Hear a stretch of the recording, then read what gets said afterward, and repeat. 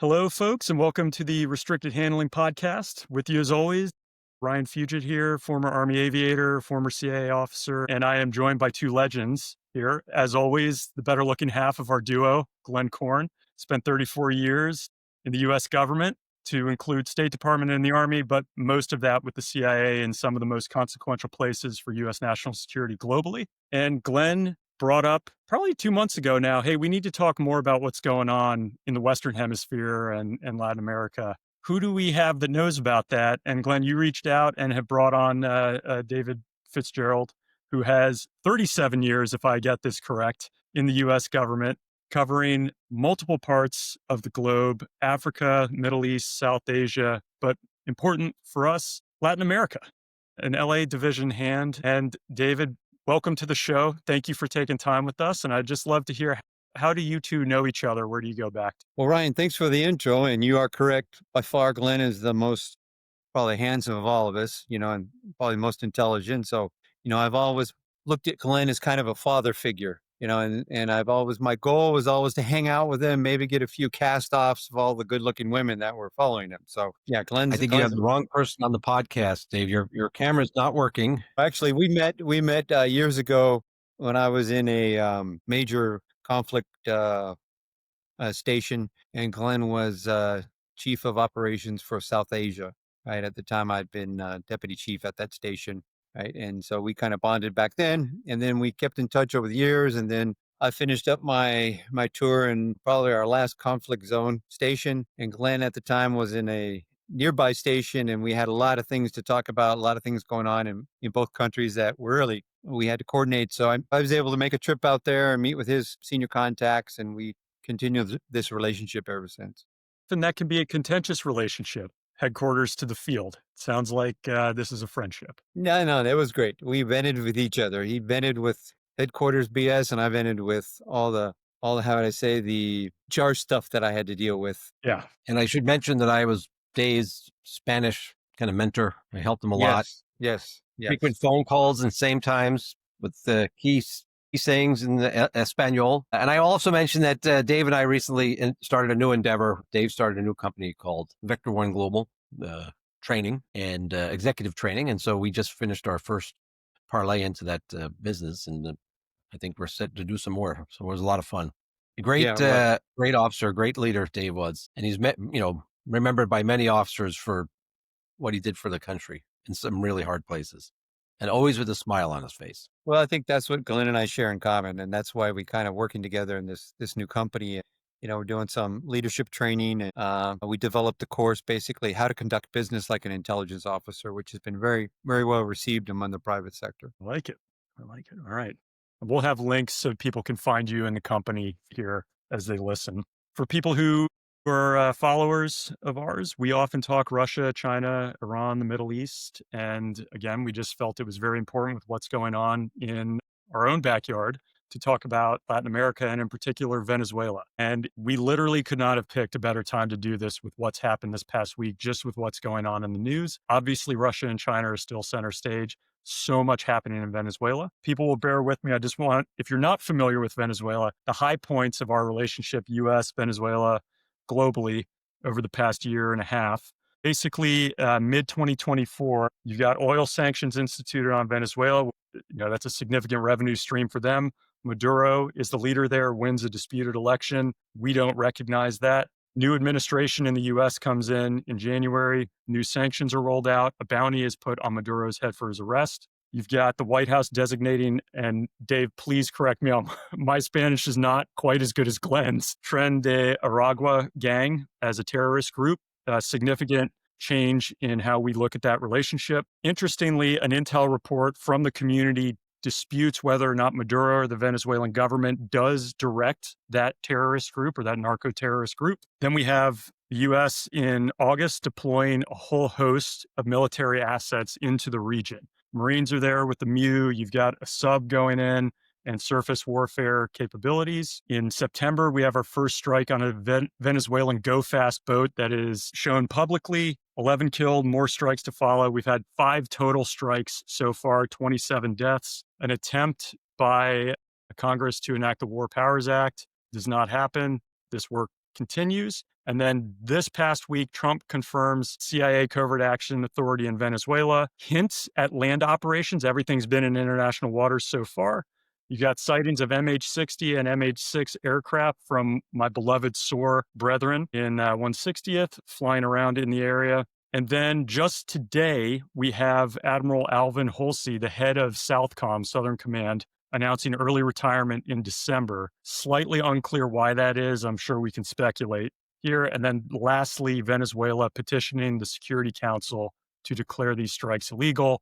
Russia and China clearly on their side, and others in Latin America, of course, on their side. High level, gents, did I miss anything big in there before we jump into some of the insights? I think you got at least the highlights of the current events, right? Yeah. Okay. Yep.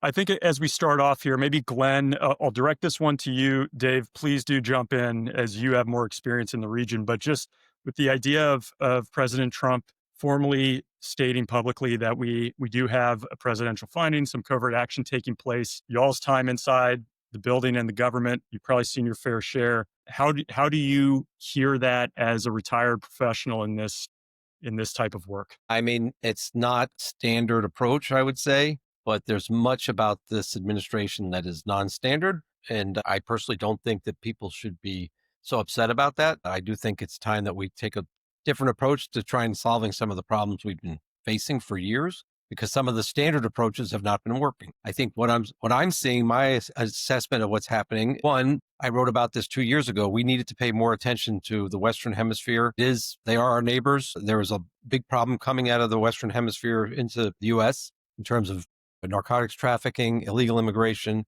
So action had to be taken to deal with this. This administration is paying a lot of attention. It's a priority, and I think that's a good thing. And then the other thing is, I think that this is just my assessment. I think this president does not want to be seen as predictable or too easy for our enemies to figure out what we're doing. And I kind of look at what's happening now around Venezuela and maybe soon on the ground in Venezuela as almost like a Grenada in the 80s with the Reagan administration, sending a message to our enemies that the Western Hemisphere is our sphere of influence, and we will take action against those organizations, those groups that are harming U.S. interests, threatening U.S. interests in the region. Dave, I don't know what you think. Well, I agree, Glenn. I think, in one sense, the president, Trump is probably preempting an eventual leak, because I can't think of any covert action program that has never been leaked to the press. So now they don't have to act surprised when it gets leaked to the press. So I guess that's maybe one advantage. It's out in the open now, so nobody's going to be caught off surprise. And again, given the congressional oversight mandated by the statutes governing covert action, so Congress, no doubt, will be, at least the oversight committees will be informed of everything in general that's going on.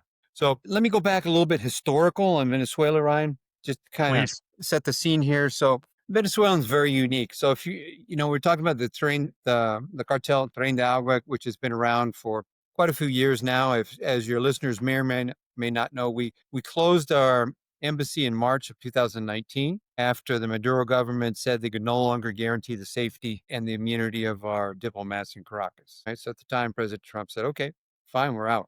I mean, from an intel standpoint, of course, that's not helpful. It's always better to be in the country, being able to just get situational awareness at a minimum. So again, that's kind of a negative as far as what's going on. But as far as trafficking by the Venezuelan government, this has been going on long before Chavez and long before Maduro.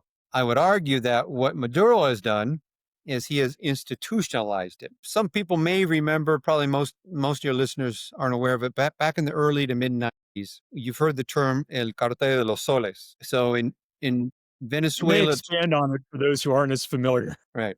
In Venezuela terms, in some Latin American countries, right, if you have a sol or a sun on they call it a sol, which is a sun on your epaulet, on your uniform, that's considered a general, right? So they don't call them stars or estrellas, they call them soles. And back in the early to mid-90s, the Venezuelan National Guard really was probably one of the premier trafficking organizations in Latin America. DEA was very open about it. In fact, I think there's the head of the National Guard who's still indicted. I assume he's somewhere hiding in Venezuela.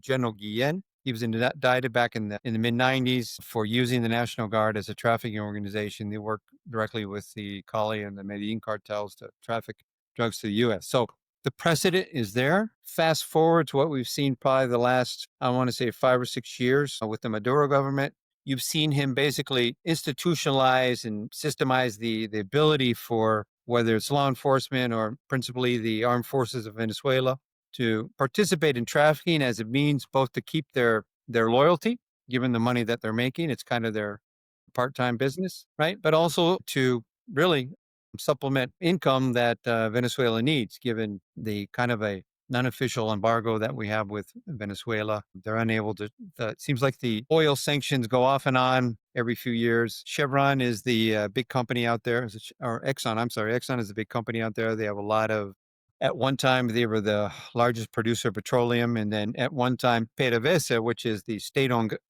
government oil company, was the premier state oil company in the world. I mean, they had it upstream to downstream. They owned Citgo, all the refineries here in the U.S. It was a money machine, and it worked well. Fast forward, Chavez gets elected. Now we see him using all these proceeds in order to placate and kind of buy off the voters of the Venezuela. It was really a tumultuous time for Venezuela. Charter planes were going all over Latin America with these credit cards. You could come back with a couple $1,000s at the official rate, and in dollars, and the unofficial rate was probably 10 to 15 times higher. So basically, the country is broke. Petroleum exports is down. Venezuela produces a very heavy crude, and so I don't want to get too in the weeds as far as the petroleum sector, but they need a special type of refinery in order to refine their petroleum, and they also need certain amounts of chemical additives in order to dilute that heavy petroleum to be refined. They've been buying a lot of this stuff from Iran and Russia. They've been sending it back. They've been bartering with China. China right now is their main importer of their petroleum. They have billions of dollars in debts with China, and they're trying to pay it off via the petroleum exports. I'll stop there unless you have any questions, and then I'll get into the current events. That's great. Actually, just laying the groundwork. A few of the things we didn't mention are the opposition in exile, effectively, in Venezuela. So, again, Maria Corina Machado, I'm sure I'm not pronouncing that correctly, but head of the Liberal Center Party, just won the Nobel Peace Prize, by the way, which probably most people did not see, including myself, I will just admit. Dave, do you happen to know any atmospherics around her and her role? I don't know her personally. I think she's a brave person, right? And definitely she wants to do the right thing. She's probably very abnormal for a Venezuelan opposition figure. We used to always say that Chavez's and also now Maduro's greatest tool he has, his greatest political advantage is the actual opposition, because they're so disorganized. Everybody who is somebody wants to be the next president. And so they're either bought off, they're intimidated, they flee the country. And Mrs. Conchado was one of the few figures that actually stayed in country to fight. So I really have a lot of respect for all the other opposition members. There's a couple still there. They've been jailed off and on. Chavez started with a very effective program of buying them off or jailing them and blackmailing them. And they've always been really disorganized. They can never get their act together as far as forming a united front against the Bolivarian movement in Venezuela. So we've always said in the community that their greatest, Chavez's and now Maduro's greatest advantage is the actual political opposition. Well, I was just going to say, if you remember during the previous administration, there was a deal made between the Venezuelan government and the White House, the U.S. government, that there would be elections, that they would allow elections to happen. And in return, they got certain concessions from the U.S. My understanding is that they reneged on the deal. Maduro reneged on that deal. There were no free and fair elections. And there was a lot of debate about what to do about, because some of the concessions I think we made were exemptions for some of the sanctions that we had. Right, it was petroleum. We allowed Chevron to go back into Venezuela, and the deal was basically Venezuela could pay off their debt to Chevron by allowing Chevron to export the petroleum they were. Right. So, but there were no free and fair elections, if I understand. The other thing is, I would mention, I think we talked about this a little bit during another podcast maybe, but there were elections going on in Guyana, a country that Venezuelans have been threatening to occupy. They claim it's, a big part of Guyana is their territory, and there's been a lot of tension. And I think there was a deployment of U.S. forces to send a message that we're not going to allow that to happen, because there was a lot of interest there too from the United States. Yeah, So, David, no doubt there could be a secondary effect, but I don't think anything was directly targeted as far as helping Guyana. Guyana, as you know, has probably the largest new petroleum field in the world, right? Recently discovered, and they both offshore and onshore. Venezuela claims part of the area where Guyana has found its oil reserves. They claim that's their territory. This goes back hundreds of years when a border dispute was agreed upon by both countries. Venezuela claims it was never officially proved by the then government. It was forced upon them. And they've done a lot of, how would I say, beating their chest along the border. But I think most military analysts will tell you that the effectiveness of the Bolivarian military is greatly reduced, should I say the least. So, but yeah, now that brings us to current events as far as the Trump policy. It's really interesting, Ryan, because no doubt Maduro, who was already very fearful of some type of coup by the Americans, he's now called the Bolivarian militia to arms, and it's about 4 million or so of them, he claims, and they're out there practicing with their sticks, right? It's all for sure, right? Yeah. No doubt some of these people would actually take up arms and volunteer to be shot by the U.S. Marines or our Army Special Forces, right? They become target practice for him, right? But it's nothing more to really rally his hardcore believers, which I think most estimates is that he has maybe 30% of the population that would follow him, right? And, he's kind of taken and I want to get to the immigration part here too, because this also has a great effect. So it's really two-pronged. I'm not sure the administration did this on purpose, but the fact that they've now had the military out there putting pressure on them, blowing up these narco boats, right? And the fact that they've closed the border, this was a big one for Maduro. I think some people don't understand how that has affected him, because Venezuela has lost approximately about 25% of its population that have fled. Kind of the Cuban model with Castro. You don't like it, leave. You have any leadership capabilities, organized opposition, well, we're just threatening you, so you leave. Okay, kind of the Cuban model. And it's been effective. So less mouths to feed in Venezuela, less dissension in Venezuela, people who complain and bitch about it, well, fine, just leave. Now what's happened is that you've had this reverse migration back into Venezuela. Thousands of Venezuelan migrants here who have taken Homeland Security's call to voluntarily deport themselves and go back to Venezuela. I mean, thousands of them. What I've seen, what I read about is that there's been an uptick in remittances, and this is a big one. So U.S., I think last figures I saw, U.S. remittances to Venezuela represented 40 to 50% of the remittances going in there, because you have Venezuelans all over the world right now. And now they're leaving. Where are they going? They're going back to Venezuela, most of them. So now you have this influx of Venezuelans who left because they were upset with the government, or they couldn't make it because of the poor economy, right? So they come back with already a real, how would I say, difficulty with the Maduro government. And you have this cutoff with millions of dollars remittances that was going into Venezuela. So I assume this is probably a secondary effect of closing the border, but that, along with the military pressure, is going to have a great effect on the Maduro government. I think he's really sweating it now, because he understands if there's any type of military action against the government, Cuba's not going to intervene. They're incapable. Nicaragua, even less so. And China and Russia are not going to, how would I say, put at risk their relations with the United States over Venezuela.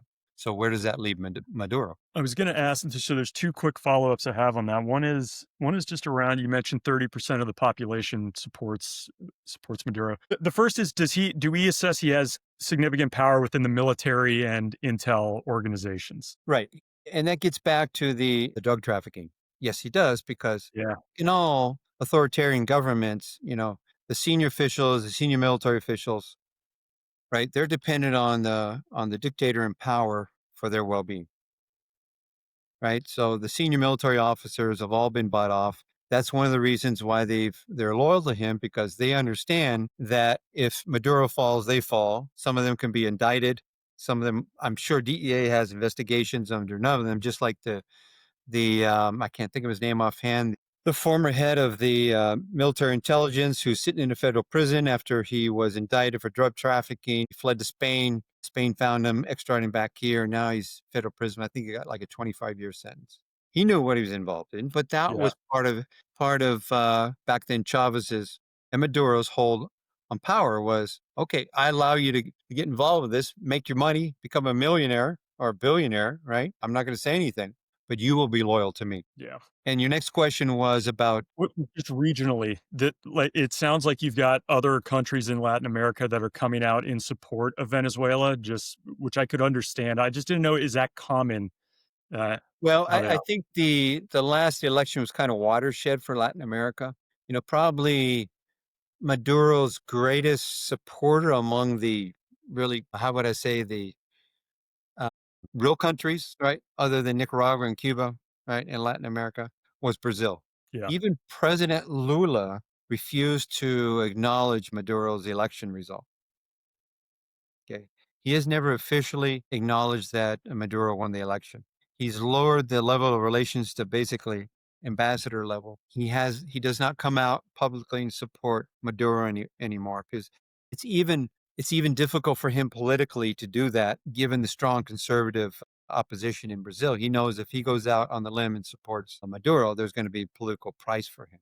Next door, you have probably his, I want to say, biggest ally, but maybe the one president's not willing to criticize him publicly or do anything against him, and that's President Petro in Colombia. President Petro, when he came into office about 3 or 4 years ago, tried to make amends, reestablished diplomatic relations, accepted all the Venezuelan refugees. There's even some talk where he's ordered his military and the police to reduce their number of operations on the border of Venezuela because Venezuela has always been a refuge for the ELN and for the FARC insurgent groups. So I don't see a groundswell of support from Maduro. I think most Latin countries would be happy to see the guy go.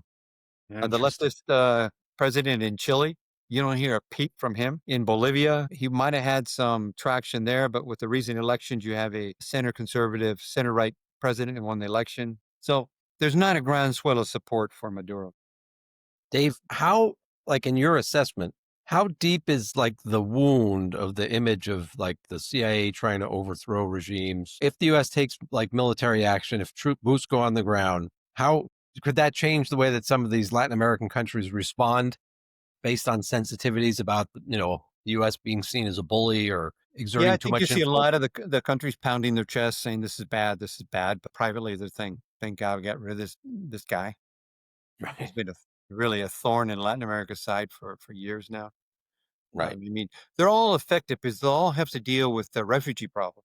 There's literally thousands of Venezuelan refugees in every Latin American country, and this is costing them money. It's costing them political for the governing parties. It's costing them political problems with the opposition. So I think they'd all be glad to see Maduro leave.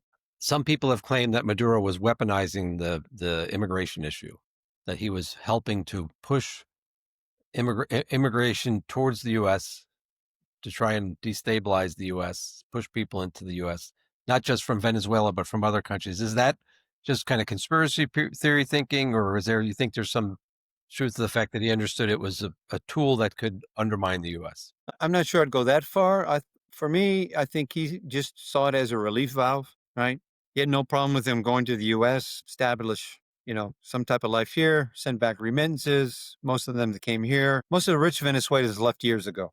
In Miami, in North Miami, there's an area they call Little Venezuela, where a lot of the rich Venezuelans settled. Same thing in Panama, rich Venezuelans there. So they left a long time ago, took the money out with them.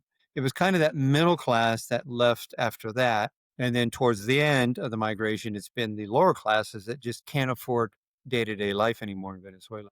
Do you think there's a chance that Maduro just steps down here, or is it going to require force going into? Define force. Grenada is a good. I mean, a separate podcast, Combat Story. I've interviewed a few guys who were in Grenada. Like, you had Delta going in there and pulling people out.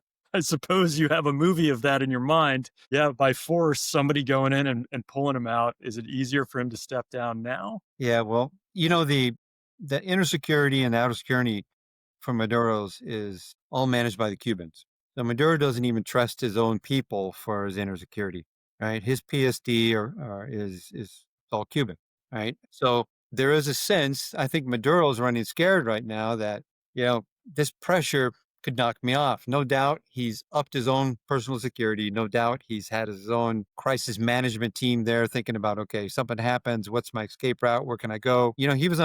Chavez was on a plane years ago. Chavez was on a plane getting ready to go to Cuba when he thought that there was a military coup that they were going to take over. There was one or two key moments at the time when they told him, said, no, we got it under control. They powered down the plane. He got out and became the hero again. So Maduro understands that it's not 100% that he doesn't have the political advantage. What he has is the security service. He loses the security service, then yeah. That's it. Interesting. How significant is the drug traffic there? Like, is that, we're targeting the boats. We talk about maybe going on land. How significant for Americans who don't know anything about that? You hear a lot about Colombia, Mexico, but Venezuela, how significant? Right. Venezuela is not a drug producer, right? They don't have any cultivations, whether it's cocaine or anything else. I haven't seen any reports of meth labs or fentanyl or anything like this. It has historically been a major transit point. Interesting. Years ago, it was one of the main air paths from Venezuela to Central America. You had planes flying out of there, dozens of planes a day, flying to various points in Central America delivering drugs. And again, these were the planes, kind of the burner planes. They'd land, they'd take the drugs off, set the planes on fire. A lot of them were stolen. Some were just purchased secondhand, where you and I would never want to get in and fly in it. But the maritime has always been an issue. Cargo's been an issue. The ports are corrupt. There's various cases of back when we had direct flights. The Venezuelan Airlines was also a major carrier for drugs. So it's always historically been a major transit point for drugs coming into the U.S. Any thoughts from either of you on why the escalation now, and whether we want to call it an escalation? You've got military forces in the region, you got targeting in the international waters, covert action. Certainly, previous administration was applying sanctions and working through issues, but why now of all times? Glean? Thank you, David. Did you say glean? Glenn, I'm sorry. Oh, yeah. Who would say glean? You ever got who would call you Glean? It's spreading. My name has been changed to Glean. One person wrote in an email, and now it's like wildfire. My kids are calling me Glean. Well, go back to the first Trump administration. I think they had kind of a maximum pressure approach towards Venezuela. There were a lot of things going on. And I think we have a Secretary of State who, given where he's from and given his understanding of the region, he's not a fan of Maduro and what Maduro has been doing. I think he probably associates Maduro with Cuba, with the regime in Cuba, which stole the lives and the livelihoods of many Cubans, including, my understanding is his family. And he's been very clear that, they're going to take a hard line on anyone that does that. And they're again, as I said, before, this administration, I was just at a dinner last week where somebody senior in the administration said, we came into office and we made a decision that we are going to increase the level of attention we're paying to the Western Hemisphere. It's kind of been ignored, or hasn't gotten a lot of attention, which is a big mistake for many reasons.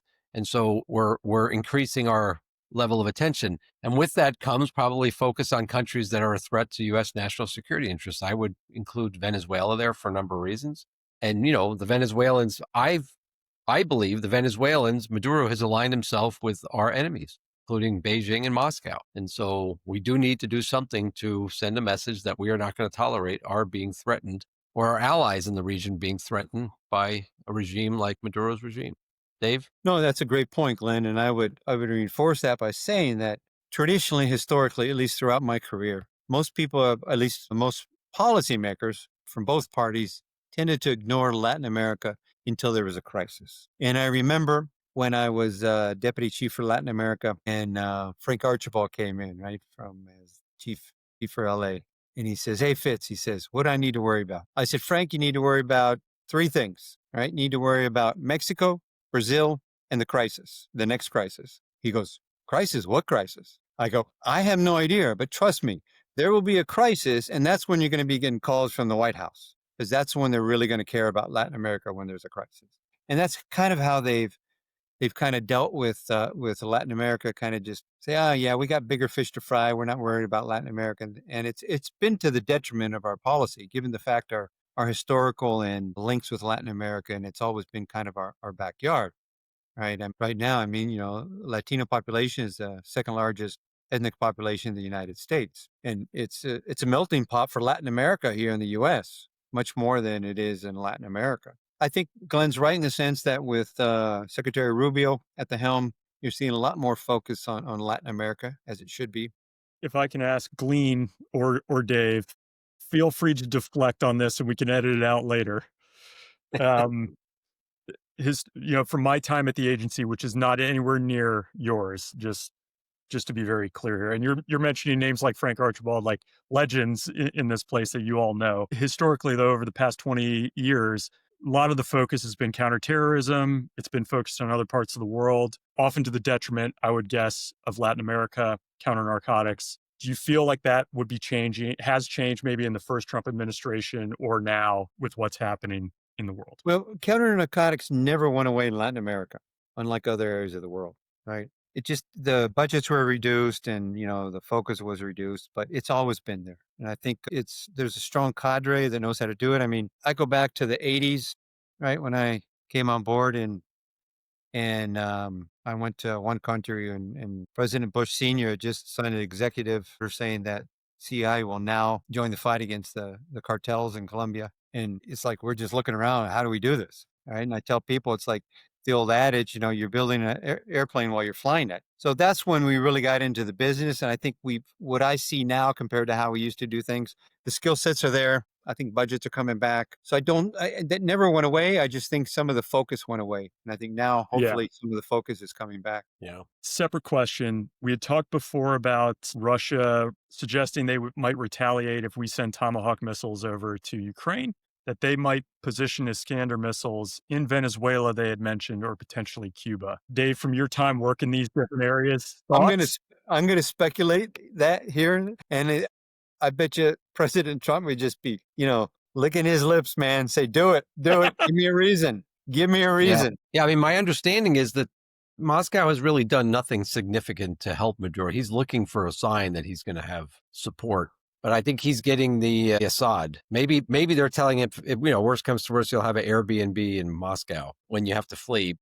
I don't think that they're doing that. And if I were the Russians, I'd think twice about deploying weapon systems like that to a country which is so unstable, right? I mean, that would be a big mistake. And I agree with Dave. I think there are probably people saying, okay, bring it on. Yeah. I mean, you want to take that step. Venezuela has tried to shift to, the Russian weapon systems. Their 16s are, I think, Block 1s or Block A's from the 1970s, right?